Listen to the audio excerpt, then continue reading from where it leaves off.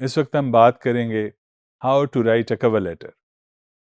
Cover letter के बारे में सारी इन्फॉर्मेशन आपको मिल चुकी, और जैसे कि हमने तब आपको बताया कि कवर लेटर आपका पहला और शायद आखिरी चांस है अपनी अपने क्लाइंट को हासिल करने का। मतलब ये है कि अगर आपका इंप्रेशन अच्छा पड़ गया, you are going to get your client, और अगर आपका अच्छा इंप्रेशन ना पड़ा तो you are not going to get it. So it is very significant from that angle, from that perspective. इसके बारे में हम पिछले लेसन में डिटेल से आपसे गुफ्तगू कर चुके हैं। अब कवर लेटर की यानी जैसे मैंने कहा कि कोई भी जब जॉब पोस्टिंग देखते हैं उसके मुताबिक आपने कवर लेटर हर दफ़ा एक नया बनाना होता है। उसके एडिशन में आपकी पोर्टफोलियो भी है, और आपका प्रीवियस जो प्रोफाइल है उसके अंदर भी सारी आपकी इंफॉर्मेशन होगी। तो एक चीज़ याद रखने वाली ये है कि जो इंफॉर्मेशन आपने पहले से दे चुके हैं, जो कि आप की पोर्टफोलियो के अंदर या प्रोफाइल के अंदर है, वही रिफ्लेक्ट होनी चाहिए जनरली। कोई एडिशनल चीज़, कोई नई चीज़ जो कि पहले कहीं भी नज़र नहीं आ रही हो, आप उसमें कवर लेटर में डालेंगे तो definitely it's going to ring a bell somewhere कि भाई ये क्या है।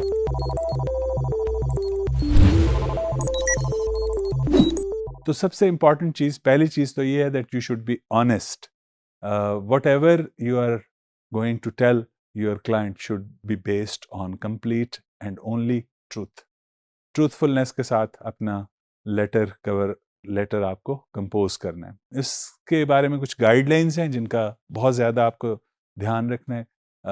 जो उसमें चीज़ें इंक्लूड करनी है वो तो हम पिछले लेसन में आपको बता चुके हैं। अब कैसे इंक्लूड करनी है और किन चीज़ों का ध्यान रखना है while including all that information, ये हम इस वक्त बात करते हैं। सबसे पहली चीज़ जो आपने मद्देनज़र रखनी है वो है starting with a professional greeting.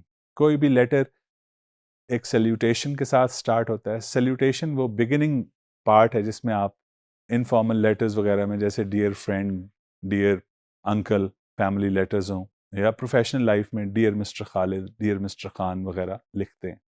तो ये इसके अलावा जो है हेलो जेरी, हाय साइमन, इस तरह की बिगिनिंग इनफॉर्मल कवर लेटर के अंदर बिल्कुल नहीं होनी चाहिए। जैसे मैंने कहा कि आप को अगर नाम पता है तो आप उसके नाम के साथ स्टार्ट करें। हाँ, नाम से रिलेटेड एक चीज़ मैं आपको बताता चलूँ। जनरली 2 या 3 नाम होते हैं, मसलन हैरल्ड, पिंटर।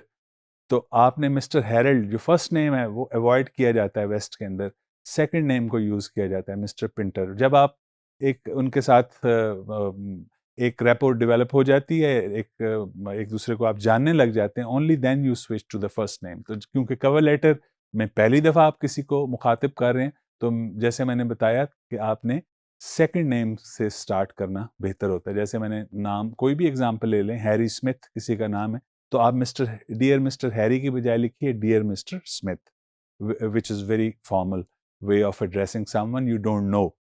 उसके अलावा sometimes you may not have a name, और you just have a title to address, like hiring manager.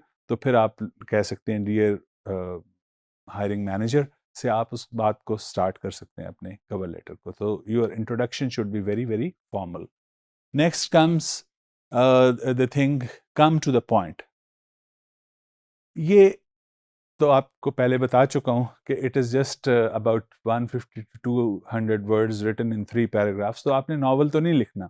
Come to the point. Point क्या है कि रिक्वायरमेंट जो आपके क्लाइंट की है जॉब से रिलेटेड, उससे ही बात स्टार्ट करके आप बाकी बातों की तरफ जाते हैं। So don't drag unnecessarily, just start right away what ever is asked, needed in the job. Highlight the requirements. बड़ी क्लियर रिक्वायरमेंट्स जनरली हाईलाइट की हुई होती हैं आपके यानी क्लाइंट की तरफ से होती हैं, लेकिन आपने उन्हीं को हाईलाइट करते हुए, यानी उसकी जो जो भी रिक्वायरमेंट है उनके मुताबिक एग्जैक्ट उन्हीं को एड्रेस करते हुए आपने अपने जो है कवर लेटर, उसके अंदर ये सारी इंफॉर्मेशन अकॉर्डिंग टू हिज और हर द क्लाइंट्स रिक्वायरमेंट आपने एड्रेस करनी है। हर रिक्वायरमेंट को, उससे रिलेटेड जो भी आपके पास स्किल, एक्सपीरियंस, एक्सपर्टीज है, उसको आपने हाईलाइट करना है।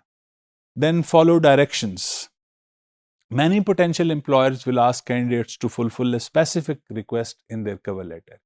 कोई ख़ास चीज़ पूछ लेते हैं कवर लेटर में। वो किस लिए कि बहुत से कवर लेटर्स उनको जाएंगे। अब उन्होंने देखना है कि किसने मेरी जो डिमांड्स थी, मेरी रिक्वायरमेंट्स किसने पूरा कंप्लीट तरीके से पढ़ी हैं और फिर मेरे उसके जवाब में कवर लेटर लिखा गया। समटाइम्स, और ये समटाइम्स नहीं, ऑफन टाइम्स ये होता है कि कोई एक कीवर्ड दे देते हैं कि जी use the word pink in the beginning of your letter for example, और at flam part of your letter किसी जगह पे पिंक कलर्स यूज करें। तो ये क्या है, ये it is a clue for you कि वो चेक करना है उसने कि आपने वो लफ्ज यूज किया है। या एक ही may ask you a certain question to answer in your cover letter, तो you should particularly notice that and specifically answer that at the position in which the client requires you to answer. ये अगर आपने भूल गए, इसकी तरफ ध्यान नहीं दिया, तो समझें कि आपका कवर लेटर रद्दी की टोकरी में है। तो इसको बड़े गौर से, ध्यान से पढ़ना होता है। इम्पॉर्टेंट चीज़ सिर्फ यही नहीं है कि कवर लेटर कितना अच्छा हो, इम्पॉर्टेंट ये है कि आपने उसकी रिक्वायरमेंट्स को कितना अच्छे तरीके से, डिटेल से, 1 टू A टू Z सारा का सारा पढ़ा होगा, तो तभी वो आपको नजर आएंगी। और जनरली ये बिल्कुल आखिर के ऊपर लिखी हुई होती हैं कि आप जो स्किल्स से रिलेटेड है ऊपर चीजें लिखी हुई हैं, फिर वो सॉफ्ट स्किल्स के ऊपर आ गया और फिर उसने एंड पे एक छोटी सी चीज लिख दी है। वो ये देखना चाहता है कि how specifically you pay attention to details, आप डिटेल्स को कितने गौर से देखते हैं, समझते हैं और फिर उसका जवाब देते हैं। And then is asking for the job. Asking for the job is a polite way of requesting. ये तो नहीं कि आप उसे कहें कि मुझे ये जॉब दे दें प्लीज, ये तो आप खैर कंक्लूडिंग में कहते ही हैं, you look forward to working with someone, वो तो एक कंक्लूजन होता ही है जनरली। लेकिन you ask a very relevant question, कोई जो उसकी रिक्वायरमेंट्स के अंदर कोई ऐसी चीज़ आपको लगे जो क्लियर नहीं लग रही, तो आप अपने कवर लेटर के अंदर वो इंक्लूड कर सकते हैं क्वेश्चन, जिससे एक किस्म का आप इग्नाइट कर रहे हैं अपने क्लाइंट की इंक्विजिटिवनेस को कि यार इस बंदे ने ये सवाल किया है, तो इसका मतलब इसने डिटेल में सारी चीज़ें देखी हैं और बड़ा सीरियस है और काम लेना चाहता है, लिहाजा ही और she is going to answer that. और अगर उसने आंसर दे दिया आपके सवाल का, इसका मतलब है इस और she is serious in offering you the job. And then last but not the least is proofread and edit. इससे ज़्यादा इम्पॉर्टेंट, सब कुछ करने के बाद उसकी सबसे ज़्यादा क्या है कि आप उसको, ये नहीं कि बस लिखा और सेंड का बटन दबाया और ब्ला ख़त्म। No, you have to proofread it very very carefully, edit it accordingly. इन सारी रिक्वायरमेंट्स को जो मैंने अभी आपके साथ डिस्कस की, इससे पिछले लेसन में की, वो सारी फुलफिल हो रही हैं, तो फिर आप only you press the button for send. Other than that, you must also, before sending, you should ask a few questions. Number first is, did you address all of their criteria in your cover letter? जो उन्होंने criteria लिखा, आपको भेजा requirements के अंदर, क्या आप उसको fulfill करते हैं? The next is, if you were the person hiring for this position, would you cover letter fit the bill? यानी अगर change the roles, आप प्रोस्पेक्टिव क्लाइंट हैं और कोई आपको लेटर लिख रहा है, तो क्या वो जो आप कोई ऐसी चीज़ अपने लेटर में डाल रहे हैं कि आपका प्रोस्पेक्टिव क्लाइंट जो है वो आपको हायर कर लेगा?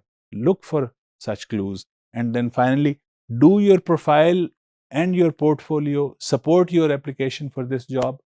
शुरू में मैंने जैसे कहा कि आपकी पोर्टफोलियो के अंदर भी वो चीज़ें होनी चाहिए, जिस जॉब के लिए आप अप्लाई कर रहे हैं उसका एक्सपीरियंस पोर्टफोलियो में होगा। आपकी प्रोफाइल के अंदर भी आपने मेंशन किया होगा कि आपने क्या कुछ काम किया है, तो क्या उसमें और आपके कवर लेटर में अलाइनमेंट है? If the alignment is there, and if you have taken care to include all these important details in the way that I have told you to do, I'm sure you're going to land the job.